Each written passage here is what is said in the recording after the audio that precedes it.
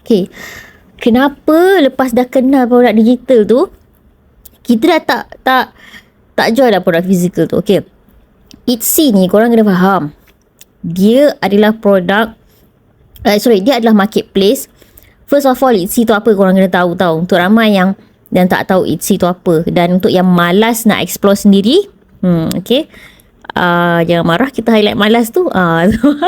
Okay, Etsy ni dia marketplace. Kalau korang tahu eBay, Amazon, senang cerita marketplace ni. Kalau contoh Malaysia, korang tahu Shopee dengan Lazada kan? Itulah Etsy.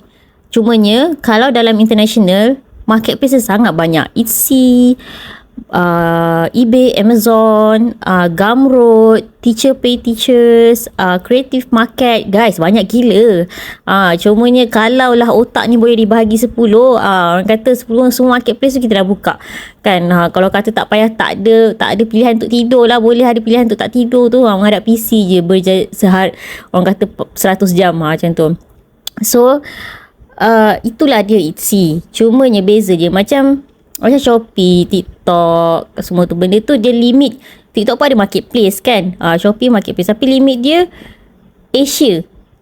Tu pun luas juga tu, dia boleh reach sampai Filipina, kita boleh post dia sampai ni, tapi Asia lah. Macam Etsy, Gumroad apa sesuatu, marketplace yang kita cakap ni, dia international tau.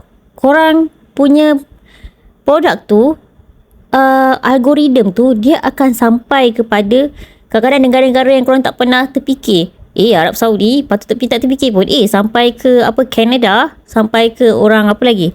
Nanti kita share. Kita rasa kita ada share shot. Tak tahu ada ke tak dalam channel tu kita ada share. Kita punya bias daripada mana. Kan New Zealand, kadang country-country yang kita tak terfikir pun. Okay, Switzerland. Okay, itulah sejauh mana market global ni. Kita cakap Etsy saja market global ni, macam tu lah dia.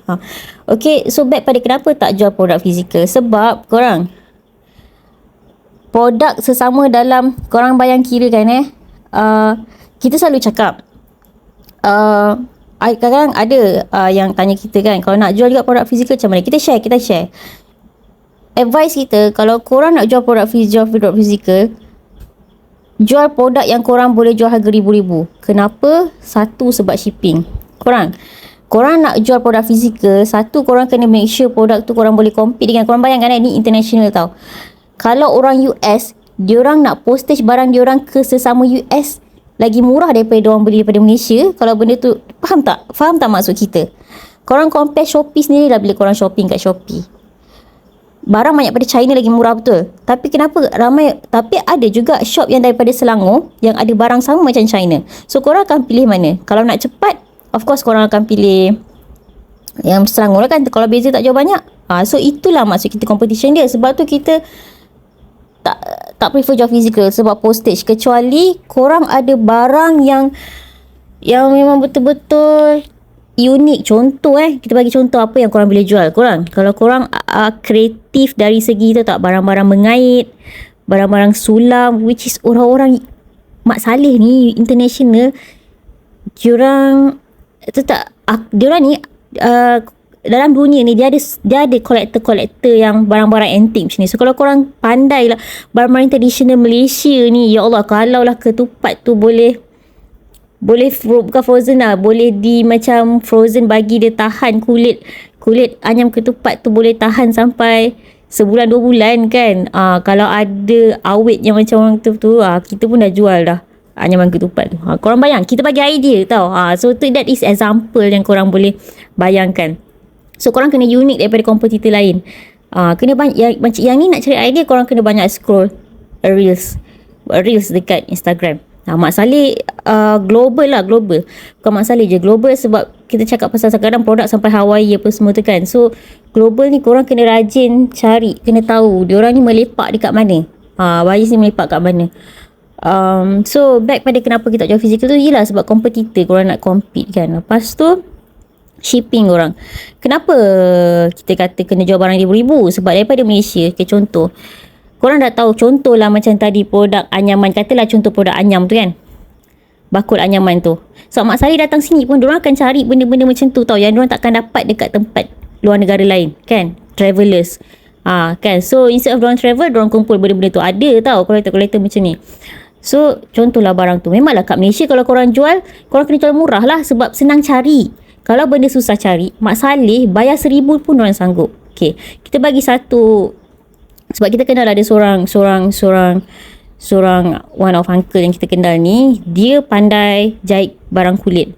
Okay, korang, barang kulit sangat mahal. Kalau kat Malaysia orang rasa mahal, dia senang lah. Macam Malaysia 50 pun rasa mahal. Tapi kalau kat kat overseas kan, RM50 tu bagi dia orang macam RM5. Faham tak maksud dia? Sebab tu lagi satu kita suka market global ni, sebab diorang inflasi diorang tak macam tu lah. RM50 kita bagi diorang macam RM5. Sebab tu kita kata jual barang ribu-ribu, sebab korang boleh cover duit postage. Tu nanti detail kalau korang nak belajar, nantilah belajar masuk PJJ class. Okay, kalau nak tahu, kalau korang ada niche korang memang ada skill yang macam ni, barang kulit, anyaman apa semua tu, boleh belajar detail. Kita ajar cara nak shipping apa semua tu. Okay, so tapi sebab bukan kemahiran kita lah part tu, lagi satu kita memang tak suka benda yang benda fizikal, kita ada skill tu, skill menjahit apa semua kan. So jadinya kita tak fokus produk fizikal. Sebab masa tu yang macam dalam Malaysia ni, sebab kita pun jual bundle, jadi kita tak. Dan bundle korang, kalau korang jual barang bundle, jangan sesekali jual kat EC. Ingat senang gila korang, sebab EC ni dia menjaga copyright punya. Macam kita Malaysia, Filipin, Asia, kita cakap Asia, Indonesia, Filipin, Vietnam, apa lagi, Asia. Okay, Asia. Dalam Asia ni kita banyak barang yang brand, tapi brand dia macam ada original, grade A, grade AA, lepas tu grade apa lagi tahu macam tu lah kan, ada grade kan. Tapi dekat global, international, korang tak boleh ada barang grade ni. Korang punya kedai akan kena ban. This is reason why kenapa kita continue jual barang bundle tu. Walaupun shop kita belum kena, ada kita buka 3 shop masa tu, satu shop tu dah kena ban dah. Hutang dengan isi ni tak settle lagi. Okay, so itulah reason dia. So barang bundle jangan, korang kena make sure barang korang tu adalah memang 100% original. Kecuali korang jual brand sendiri, macam Dato' Ali Fikri tu kan, dia brand dia sendiri, dia herbs brand dia sendiri, it's okay. Tapi jangan ada yang apa yang ada copyright, macam Gucci, apa lagi. Even kadang-kadang barang produk digital pun kalau copyright tak boleh tau. Produk digital yang macam korang jual Mickey punya template, apa lagi, notebook cover, gambar Winnie the Pooh, tak boleh. Memang orang kata tapi dia ni jual boleh. Korang kena faham benda ni worldwide. Malaysia dia samalah macam konsep orang ni mencuri tak kena tangkap pun. Apa ni, orang ni siap curi beg, dah 3 bank ada merompak tapi tak pernah kena tangkap pun. Orang ni ambil dah apa. Tapi dia samalah macam tu. Kenapa tak kena tangkap? Sebab korang terlalu ramai dan terlalu, dia matters of time. Lambat laun lama kena tak kena tu, itulah dia kan. Dia sama macam konsep jenayah tadi lah. Banyak je orang yang buat macam ni tapi kenapa tak kena tangkap. Sama lah macam konsep isi tu, kenapa orang tak kena tangkap. Tapi again, advice kita nak jual produk fizikal, jangan jual yang ada copyright. Tak boleh ada grade. Okay, so itulah sebab dia kenapa kita fokus pada produk digital.